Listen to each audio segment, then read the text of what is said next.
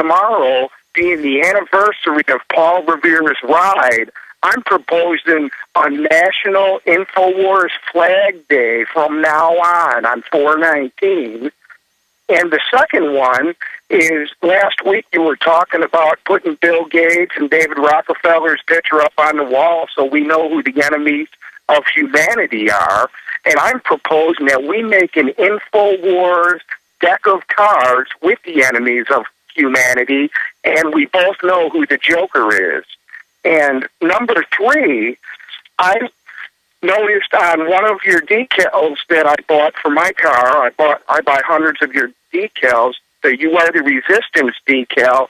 In the bottom, horizontally, you have Infowars.com in a real small print.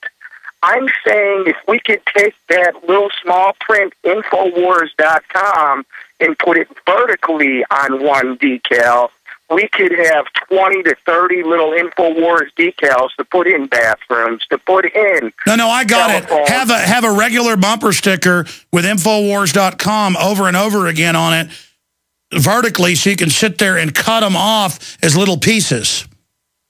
Amen, brother. So well, that's my bullet point. Well, very well said. Look, we've all got to get aggressive in this. The people are really ready to awaken right now. But the biggest thing is, when we say we are the resistance, it's not like, we're the resistance against the big government people, and it's like we're just political and we just say that. We're in resistance against a global government run by banks whose policy is to bankrupt the individual, destroy national sovereignty, destroy the family, and inject everybody with cancer viruses on record. And if you're a new listener and heard that and are like, what? Just look, cancer viruses and vaccines. You'll get A, B, C, BBC, but it's all, oh, yes, millions get cancer from it, but it's no big deal. They're doing it on purpose. I have all the documents. And again, I go back to, they kill troops in experiments. This is not our government. It's a group of criminals organized around science and this mutual admiration club that they're geniuses. It's mad scientists who think they're God. That's what the New World Order is. Financed by a bunch of crazy bankers that took over through fraud. And world government's here. Ghost, good to hear from you. Lloyd in Wisconsin, you're on the air. Hey, how you doing? Good. Yeah, I live over by some military base in southeastern Wisconsin, and for the past couple of months, I've been hearing gunfire pretty frequently around 7 o'clock, from 7 o'clock in the morning till about 11 o'clock in the afternoon. A couple of times I would hear it at night around 11 o'clock at night to about 1 o'clock in the morning. I'd call the local police departments around here, asking questions about if they know anything that's going on over there, and I get nothing but stupid answers like they have. Well, of course, you're the enemy, sir, and I appreciate your call. You're the enemy. You're the enemy. Number one, I'll explain what that means. Number one, the people at the local police department, they're compartmentalized. They don't know what's going on. But you're still seen as pretty much the enemy.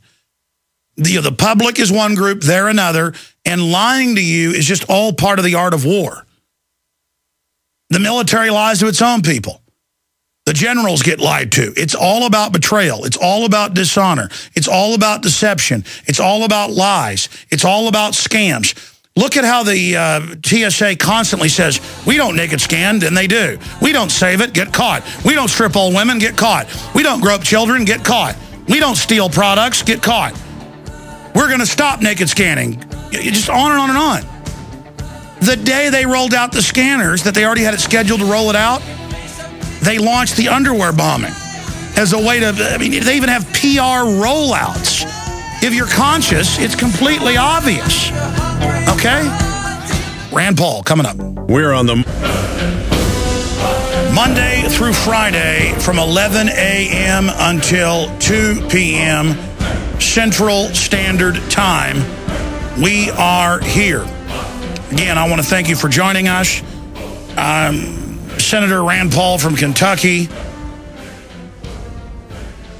took some time out to be interviewed by me this morning, and we're going to premiere that interview here on the radio in just a few minutes, and it will basically take us out of this hour because it's a 21-minute long interview. Again, I started the show today with this news headline from Infowars.com. It's also at DrudgeReport.com. Big Sis launches undercover TSA spies to ride Houston buses. Feds to watch for suspicious activity, pre-crime behavior. And they say general crime, the feds, and the buses all over the country, including Houston, now have giant billboards on the side, those decal wraps of TSA agents smiling at you saying, keeping America safe. I mean, total creepville. They're not even sworn bonded peace officers. They're not FBI. They're not bonded. They're not sworn. They're not trained.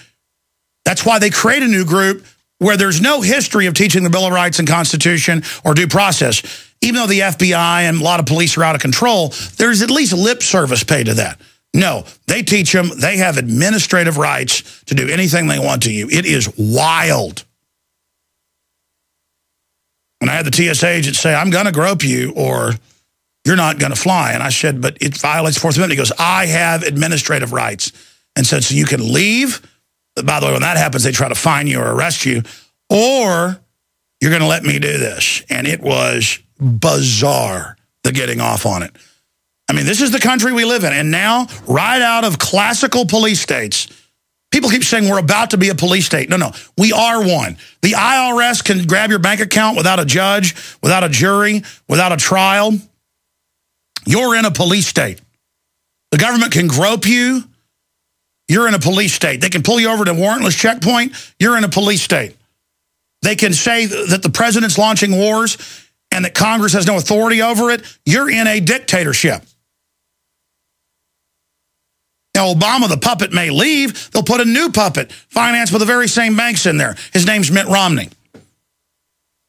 Now, somebody that I can tell you that is not bought and paid for by the New World Order, somebody who's kept their promises, is Senator Rand Paul, and, of course, Ron Paul. And I said from the beginning, win, lose, or draw, we win by Ron Paul running.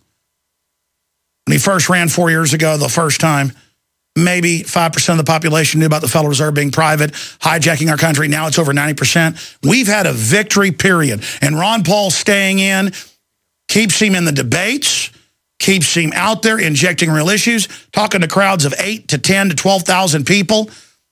The one thing I didn't raise to Rand, because I ran out of time, was the election fraud, clearly in Maine and Iowa. But the fact that they had to steal it early on to make him look like a loser, to give it to Romney, shows how desperate the system is. Ron Paul, early on, was the front runner. He was the front runner in every actuary and poll. So you saw it stolen. But by getting in the arena, we expose it's rigged, and we expose the New World Order. So it's happening. And look at his son. The whole system went after him. It blew up in their face in Kentucky. First, the Republicans tried to block him in the primary, then the Democrats did. Bill Clinton went and campaigned against him. It only gave Rand more credibility, and he went up in the polls. And when there's a landslide, they have trouble with a 15-point lead cheating somebody. So the system is having to cheat more and more, but it's exposing them. Here is this in-depth interview. We cover the waterfront. Would he run with Mitt Romney? What's happening with the UN and Interpol?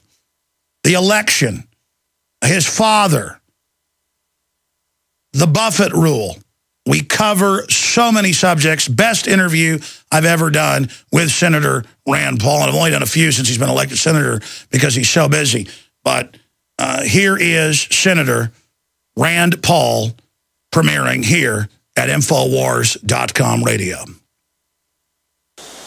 We are joined by U.S. Senator hailing from Kentucky, Rand Paul, and the freshman senator, as everyone has noticed, has actually been fulfilling his campaign promises to try to cut government and restore our constitutional republic, and he joins us from Washington, D.C. Senator, thank you for coming on with us. Glad to be with you, Alex. There is so much to talk about, but I noticed that you're trying to point out that Interpol is now operating inside our country with diplomatic immunity.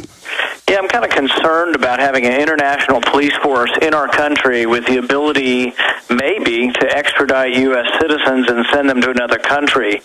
Egypt, as you know, over the last couple of months has been holding some American pro-democracy workers in their country, and they were going to try them on trumped-up political charges. And so a couple of months ago, I said, you know what, should we send $2 billion to a country that treats us this way and treats our citizens? So I tried to hold up their foreign aid, and as a consequence, I think partly of what I was doing, they released our American citizens. Then they came home, and then Secretary Clinton went ahead and released their aid. I wrote her a letter and said, you know, she shouldn't do it because these prosecutions were still ongoing right now in absentia. They're prosecuting them without being there. They also made the U.S. taxpayer pay a $5 million ransom for these Americans to come home, promising they would come back to stand trial.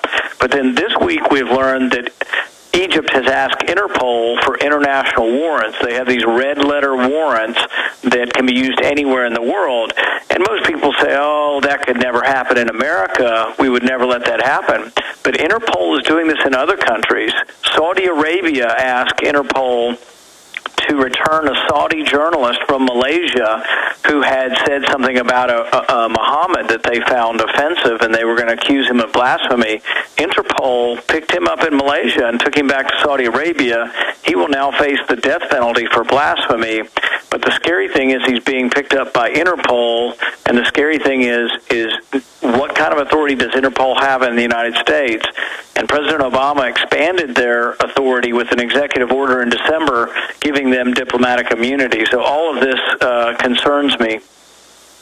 Senator, we also saw just last year the South African UN summit, and they called for a global UN environmental crime tribunal where you will be arrested if you deny man-made global warming. And that made headlines in Europe, but almost no news here. So they're openly calling for this international power, and 4 of our Supreme Court justices have said that we should get our rules from the UN, not the Constitution. So I think you're right to be very concerned about this.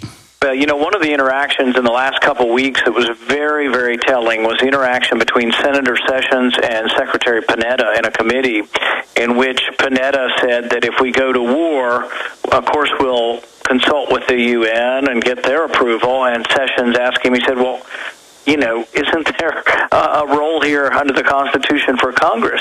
And Panetta basically just kept going on about NATO, the UN, and then he finally sort of said, well, yeah, we would probably inform Congress of what we're doing, but never in there was there any understanding that they had to get approval or permission from Congress. And, of course, you've spoken on the Senate floor about that, one of the few senators to actually be concerned about the Constitution being brazenly violated. And if anyone was confused by what the Secretary of Defense said and tries to come out and say, well, he didn't really mean that. We have the letter, as you know, last year where Obama responded to Congress with the Libya war and said, I don't need your authorization. I have the UN. And that brings me to my next question, Senator. Are you or others going to call for the House to begin impeachment investigations? I know Congressman Jones has introduced legislation that if Obama starts another war without congressional war power authorization, that they will then trigger that. But that's not moving very fast. I mean, this is extremely brazen, like Caesar crossing the Rubicon. If you or your father, who would get a lot more attention than Congressman Jones, were to call for impeachment investigations, at least to begin, hearings on impeachment, then I think that might get the executive to stop saying it follows the orders of the UN, Senator. Well, I think the first step is to stop him in his tracks. We tried very hard on the Libya motion. In fact, what we did on the Libya, when he went to war with Libya, is we introduced his own words. His words in 2007 when he ran for office said that no president should unilaterally go to war without congressional authority, which basically just restates the Constitution. And good for him, that's what he ran on. That was part of his platform. And then he went around and did exactly the opposite when he became president. And this is not the first time a Democrat or a Republican has changed their mind once they became president. They sort of believed in limitations on the presidential power until they actually became the president, and then they believe in unlimited powers. But we will fight him tooth and nail. We fought him. We introduced his own words on the Senate floor and asked people to vote for it. But the disappointing thing was